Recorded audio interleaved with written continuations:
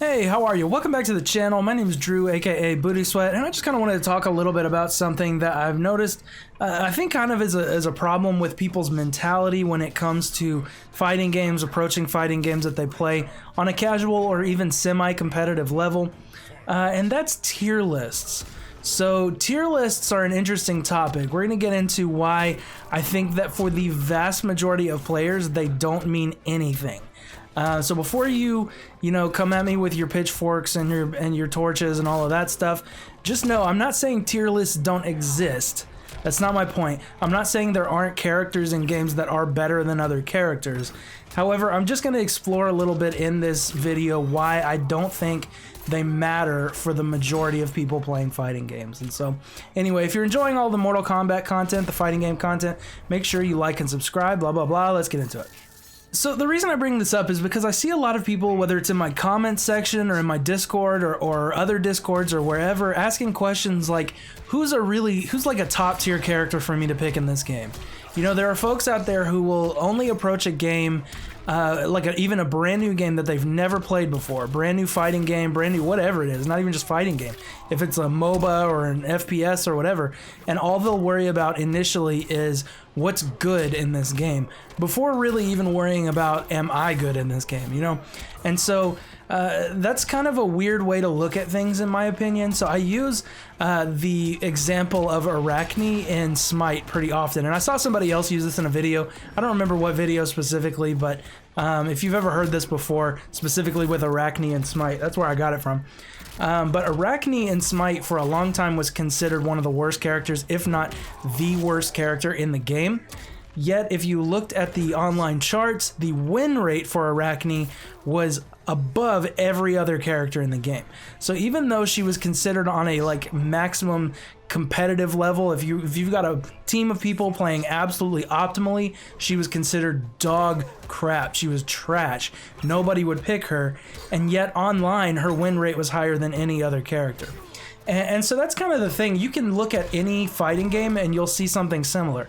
There are Warlord rank Fang players, and back when there was Ryu, when Ryu was really, Ryu's still there, but he used to be really awful. Nowadays he's a lot better, but back when he was awful, there were still Grandmaster and Ultimate Grandmaster and Warlord level player Ryu players. There were Warlord level Jury players, and she's traditionally been kind of bad in Street Fighter V. All of this different stuff. And so what this is to say is that I don't think a new player coming into a game should worry all that much about tier lists. Even if you're a seasoned fighting game player, you're coming brand new into a game and you don't really know the meta, you don't really know how the game is played that well.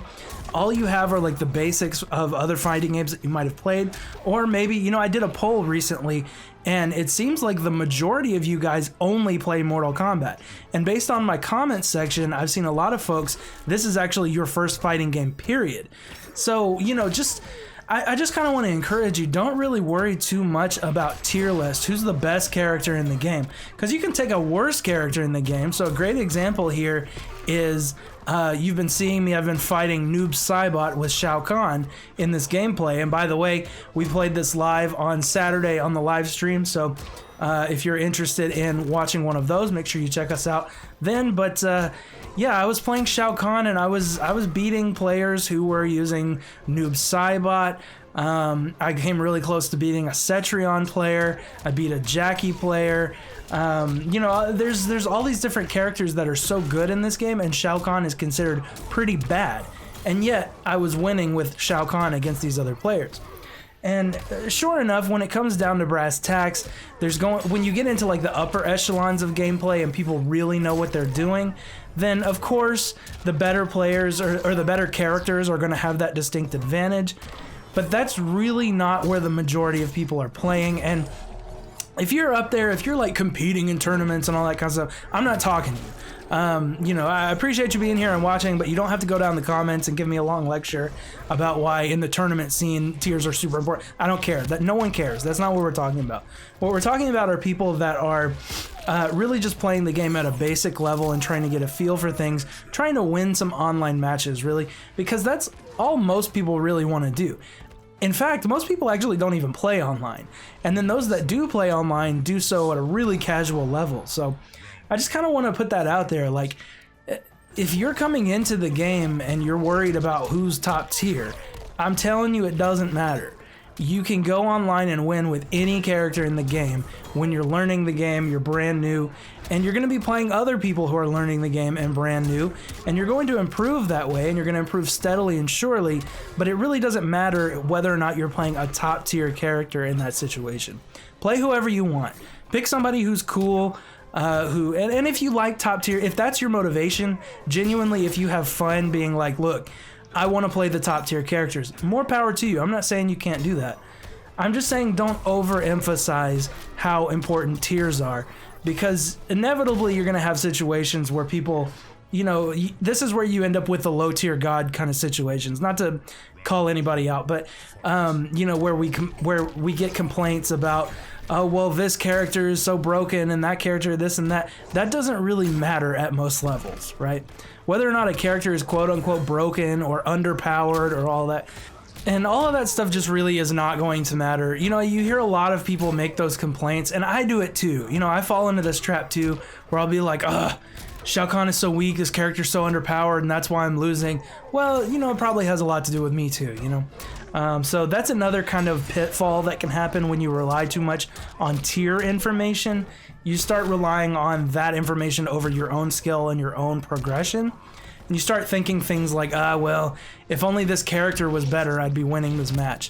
Or if their character wasn't so broken, you know, you just don't want to be thinking like that. You want to be thinking like, what are the things that I did wrong in this situation, and how can I improve next time?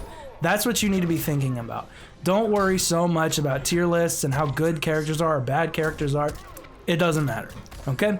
Capiche? Alright, that's all I wanted to say in this one. If you disagree with me and you hate my guts, make sure you let me know in the comments below. Otherwise, make sure you like and subscribe, blah, blah, blah. And we'll see you in the next one. Have a good one. Be blessed.